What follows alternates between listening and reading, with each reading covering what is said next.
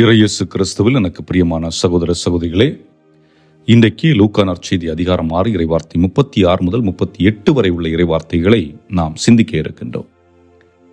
இந்த பகுதியிலே சிந்திப்பது என்னவென்றால், நமது தந்தை, நமது ஆண்டவர் எப்படிப்பட்டவர் என்பதை இன்றைய விவிலியம் நமக்கு கொடுக்கின்றது. என்றால் ஆண்டவர் இயேசு கிறிஸ்து தன்னுடைய சீடர்களிடம் என்ன சொல்லுகின்றார்? உங்கள் தந்தை இரக்கமுள்ளவராய் இருப்பது போல் நீங்களும் இரக்கமுள்ளவர்களாய் இருங்கள். அப்ப இரக்கமுள்ளவர்கள் எப்படி இருப்பார்கள் என்பதற்கு ஒரு 4 அடையாளத்தை அவர் கொடுத்திருக்கிறார். 1, மற்றவர்களை குற்றவாளிகள் என தீர்ப்பளிக்காதீர்கள். அதே போன்று மற்றவர்களை கண்டனம் செய்யாதீர்கள். மன்னியுங்கள். 3வது. 4வது, கொடுங்கள். அமுக்கி குலுக்கி சரிந்து விழும்படி நன்றாக அளந்து அவர்களுக்கு கொடுங்கள் என்று கூறியிருக்கின்றார்.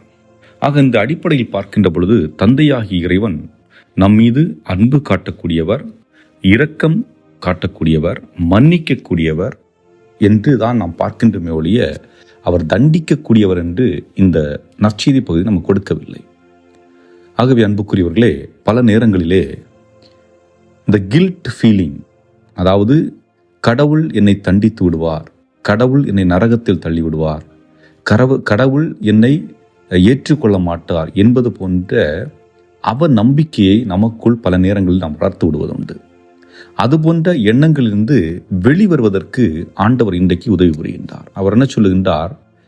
நீங்கள் மனமாற்றம் பெறுவது மட்டுமல்ல, உங்களுடைய வாழ்வில் மாற்றத்தை கொண்டு வாருங்கள், அதுவே உங்களை குணப்படுத்தும் என்று சொல்லுகின்றார்.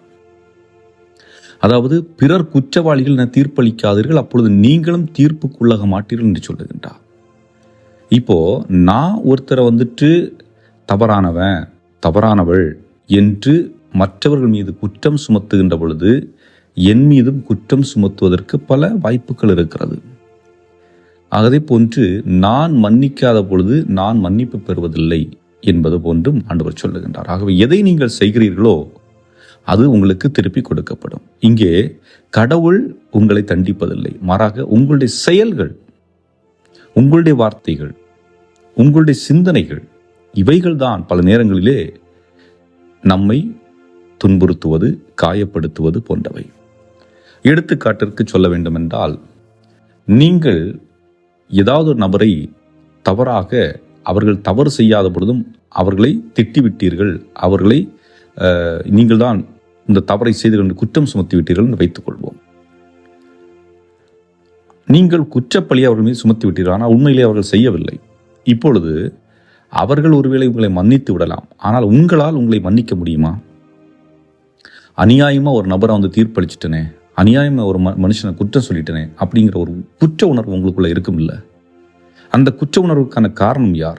கடவுளா, நீங்களா, அல்லது கடவுளா, நாமா என்று பார்க்கின்ற பொழுது நான் செய்த செயலின் வெளிப்பாடு தான் அது கடவுள் எனக்கு கொடுத்த தண்டனை அல்ல.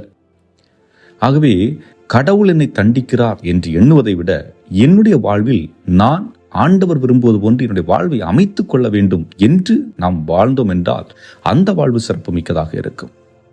அன்புக்குரியவர்களே, இன்றைக்கு நாம் பார்த்து கொண்டிருக்கின்ற நம்முடைய சமூகத்திலே இந்த இரக்க குணம் என்பது மிகவும் குறைந்து போயிருக்கிறது. அன்பு செய்ய வேண்டும், மன்னிக்க வேண்டும், தீர்ப்பளிக்க கூடாது என்பது போன்ற எண்ணங்கள், ஆண்டவருடைய வார்த்தைகள் ஏன் நம்முடைய கத்தோலிக்க கிறிஸ்தவர்கள் மத்தியில் கூட இன்று பலரிடம் இருப்பதில்லை? ஏன் மற்ற சபையில் இருக்கின்றவர்களிடம் இருப்பதில்லை? மனிதர்களாகி நம்மில் அது குறைந்து கொண்டே இருக்கிறது. காரணம் நம்முடைய சுயநலம், காரணம் நம்முடைய பேராசை, காரணம் நான் என்ற அகந்தை. ஆக இவைகள் முன்னுரிமை பெறுகின்ற பொழுது நாம் கடவுள் விரும்புகின்ற அந்த நிலையில் வாழ்வது கடினமாக இருக்கின்றது. ஆகவே அன்புக்குரியவர்களே, இன்று நாம் சிந்திப்பதற்காக அழைக்கப்பட்டிருக்கின்றோம். என்னுடைய வாழ்வை நான் ஆண்டவர் இயேசு கிறிஸ்து விரும்புவது போன்று வாழ முற்படுகின்றேன். அதுவும் குறிப்பாக என்னுடைய குடும்பத்தில் கணவன் மனைவியிடையே ஒருவர் மற்றவரை குறை கூறிக்கொண்டும் குற்ற பழி சுமத்தி கொண்டும் இருக்கின்றோமா என்று சிந்தித்து பார்ப்போம். அதுபோன்று பிள்ளைகள், அந்த பிள்ளைகள் நன்றாக படிக்கின்றார்களா? அவர்களுடைய உறவுகள் எப்படி இருக்கிறது? அவர்கள் யாரோடு நட்புறவு கொண்டிருக்கின்றார்கள்? அவர்களுடைய ஆசிரியர்களுடன் பெற்றோர்களுடைய தொடர்பு இவைகளெல்லாம் இருக்கிறதா? அல்லது நாம் பள்ளிக்கு அந்த ஆசிரியர்களை இப்போ பார்ப்பதில்லை, அவர்கள் ஒழுங்காக படிக்கிறார்கள் என்று கவனம் செலுத்துவதில்லை, அவர்கள் படிப்பதற்கு நாம் உதவி செய்வதில்லை, ஆனால் மார்க்கு குறைவாக எடுத்துகிட்டு வர்றாங்க அப்படிங்கிற அந்த நேரத்தில் அந்த குழந்தைகளை குற்றவாளிகள் போல் நிற்க வைத்து கேள்வி கேட்கின்றோமா? அதாவது இப்போ ஒரு குழந்தை படிப்பதற்கு நாம் சரியான வழிமுறைகளை அவர்களுக்கு ஏற்படுத்தி கொடுக்காமல் அந்த குழந்தைகளை குற்றம் கூறுவது நியாயமா? தவறு நம்மீது இருக்கிறது, ஆனால் நம்முடைய தவறை மறைப்பதற்காக குழந்தைகளை தண்டிக்கின்றோம். இப்படி ஒவ்வொரு நிலையிலும் நாம் செய்வதுண்டு. ஆகவே இவற்றை நாம் எண்ணி பார்த்து நம்முடைய வாழ்வில் இருக்கின்ற தவறுகளை திருத்த முற்படுவோம். தவறுகளை திருத்துகின்ற பொழுது நாம் இந்த உலகிலே நாம் வாழ்ந்து கொண்டிருக்கின்ற இந்த சூழலிலே நிச்சயமாக ஆண்டவருடைய பிரசன்னத்தை நம்மால் உணர முடியும். ஆக ஆண்டவருடைய பிரசன்னத்தை உணர்வது ஆலயத்தில் போய் அமர்வதால் மட்டும் நிகழ்வதல்ல.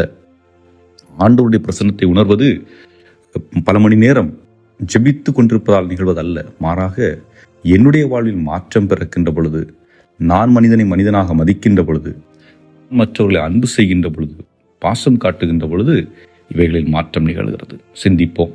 என்றும் வாழும் இல்லாமல்ல இறைவா, நாங்களும் உம்மை போன்று இரக்கமுள்ளவர்களாக, மன்னிக்கக்கூடியவர்களாக, தீர்ப்பளிக்காதவர்களாக, முடிந்த அளவுக்கு எங்களால் இயன்றதை, எங்களுக்குரியதை மற்றவர்களுக்கு தேவை என்றால் கொடுத்து உதவக்கூடிய மனநிலையை எங்களுக்கு தந்துள்ள எங்கள் ஆண்டவராகிய கிறிஸ்து வழியாக மன்றாடுகின்றோம். ஆமென்.